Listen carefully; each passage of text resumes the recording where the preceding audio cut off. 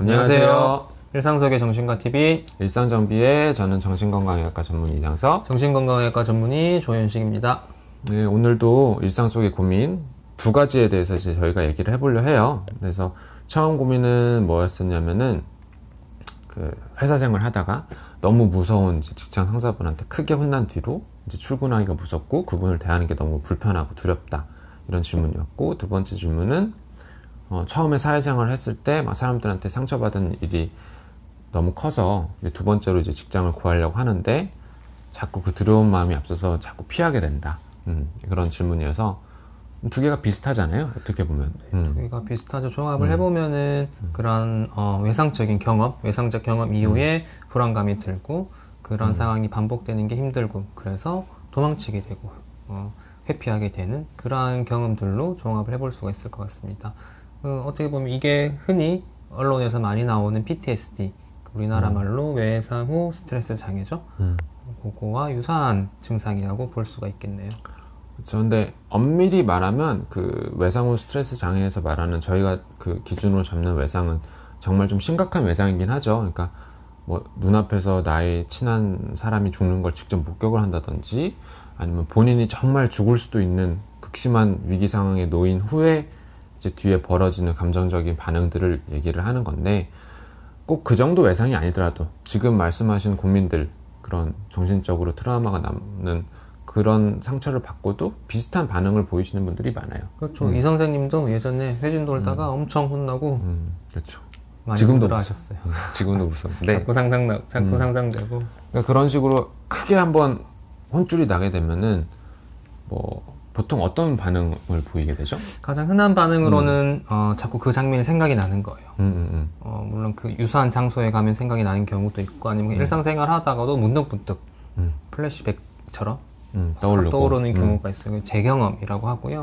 그리고 자꾸 생각이 나니까 그러한 비슷한 상황을 회피하게 되는 거예요. 비슷한 상황에서 도망치게 되고, 비슷한 사람을 피하게 되고, 비슷한 장소를 피하게 되는 회피. 그리고 그것과 연관된 뭐 감정적인 것들, 가장 흔한 걸로는 불안감, 아니면 이게 너무 심하다 보니까 감정적으로 아예 무뎌질 수도 있고요. 그런 여러 가지 감정적인 반응들이 일어날 수가 있습니다. 그러니까 아까 이제 조선님 말씀하신 것처럼 저를 예로 들면은 그렇게 크게 혼난 다음에는 회피, 그러니까 그 교수님한테 뭔가 보고해야 할 일이 있는데 하여튼 최대한 뒤로 미룬 거죠. 어쩔 수 없을 때만 보고를 하게 되고, 그리고 뭐 예를 들어서 그 교수님이 뭐 백발이셨다 그러면은 왠지 병원에서 멀리 다른 백발인 남성분만 보여도 내가 이제 자꾸 도망가게 되고, 그때 사건이 자꾸 떠오르는 이제 재경험 반응을 할 수도 있고. 악몽도 꾸셨나요? 악몽도 꿨죠. 꿈에서 막 교수님이 막 저를 팼어요. 그런 악몽을 꿀 수도 있어요. 네. 그 정도로 되게 사람은 어떤 상처를 받게 되면 그렇게 자꾸 도망치게 하는 게 정상이에요, 사실. 그렇죠. 그게 위협으로 느끼니까 일단 도망가야지 내가 살 수 있으니까.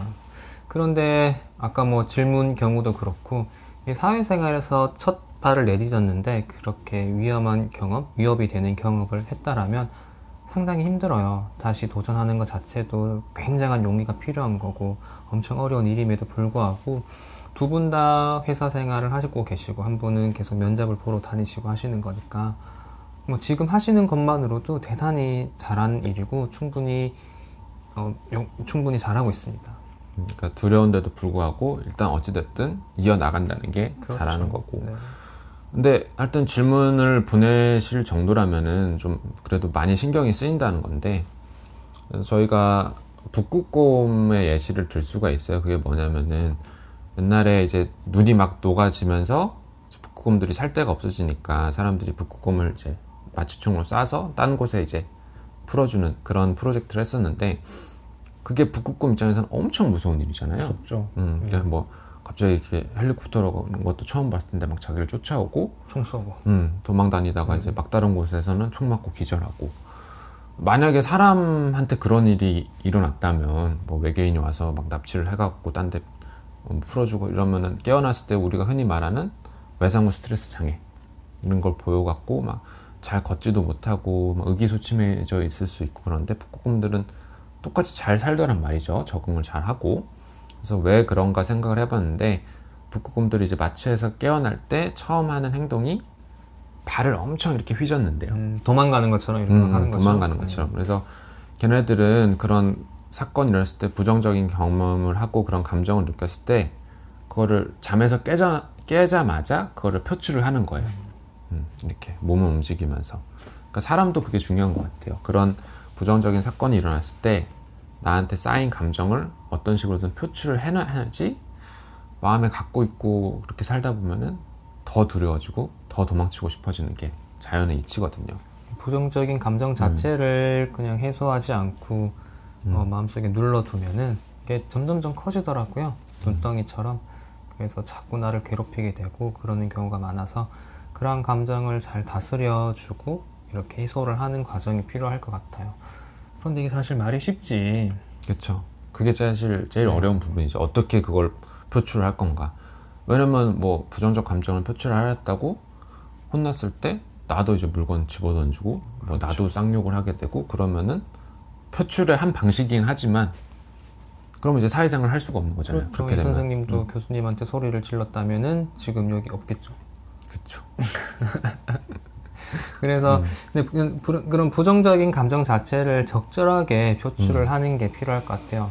그래서 제 생각에는 가장 안전한 방법 중에 하나는 그렇게 좀 전문가 앞에서 그런 감정에 대해서 말로 감정을 표현하고 거기에 또 공감적인 경험을 하고 그래서 치유적인 그런 경험을 자꾸 반복을 하는 게 가장 안전한 방법일 것 같습니다.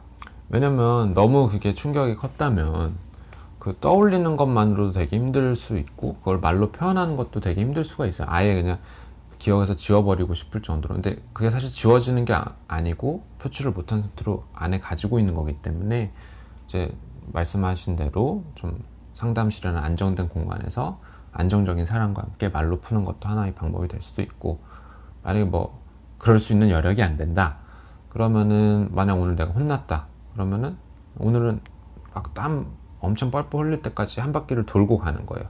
뜀박질을 해서 북극곰처럼. 그렇게 신체적인 에너지로 표출할 수도 있겠죠. 이렇게 부정적인 감정을 표출을 하는 게 어렵다. 그러면 반대로 긍정적인 감정을 높이는 것도 도움이 될 것 같아요. 방금 말씀하신 운동 같은 경우에도 뭐 부정적인 감정을 표출한다라는 것으로 생각을 해볼 수도 있겠고, 운동을 함으로써 또 내가 얻는 성취감이라든지 그런 것들 있잖아요.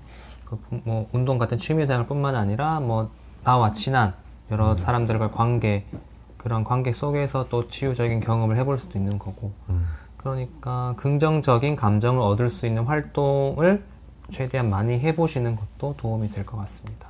그러니까 여러 취미 생활을 한다든지, 뭐 술 한잔 하면서 내가 좋아하는 사람들과 이제 수다를 떨면서 기분 좋은 감정을 얻고 간다든지 그런 식으로요. 그래서 정리를 하면 되지 않을까요? 네, 정리를 이 선생님이 해주실래요? 오늘의 일상 정비는, 누구나 그런 상처되는 일이 있으면 도망치고 싶고 그런 거지만, 그 전에 회피하는데 그거 얘기를 저희가 안 했네요. 회피를 너무 습관화하면은 그게 만성하게 되기 때문에, 쉽게 말하면은 자동차 사고가 한 번 났을 때 무섭잖아요. 다시 운전하기가, 운전대 잡기가. 근데 그렇다고 계속 몇 년간 회피하고 운전을 안 하게 되다 보면은 진짜 평생 운전을 못 할 수도 있어요. 그렇죠. 이게 회피라는 게 단기적인 입장에서 보면은 이게 나를 보호하는 걸 수도 있어요. 거기에 다시 노출이 되면 내가 너무 힘드니까 나를 피하게 만드는 방어 기제로 작용할 수가 있는 건데, 근데 이게 장기적인 입장에서 보면은 그렇게 치유적인 것은 아니라는 거죠. 왜냐하면은 내가 그 상황에 다시 노출이 되지 않으면은 나의 상상 속, 생각 속에서는 그 상황 자체는 계속 무서운 걸로 남아있게 되는 거거든요. 점점 두려움만 커져나가는 그런 상황이 될 수가 있습니다. 그래서 조금씩 그런 상황에 노출이 되는 것도 힘들지만 치유적인 방법일 수 있다라는 거죠. 회피가 정답은 아니다. 그렇습니다. 그래서 다시 한번 오늘의 일상정비로 정리를 하자면, 상처받은 일이 생기고 그런 일이 있을 수 있고, 그런 일이 있을 때 도망가는 거는 당연한 반응이지만, 거기서 우리가 꽁꽁 싸매고 있지 말고 부정적인 감정을 어떻게든 표출하고 긍정적인 기분을 얻으려고 노력하고, 또 너무 항상 회피만 하지 말고 지금 질문자분들처럼 계속 도전하는 모습을 보여준다면 극복할 수? 충분히 극복하실 수 있을 거예요. 네, 그러면 오늘은 여기까지 하겠습니다. 감사합니다. 감사합니다.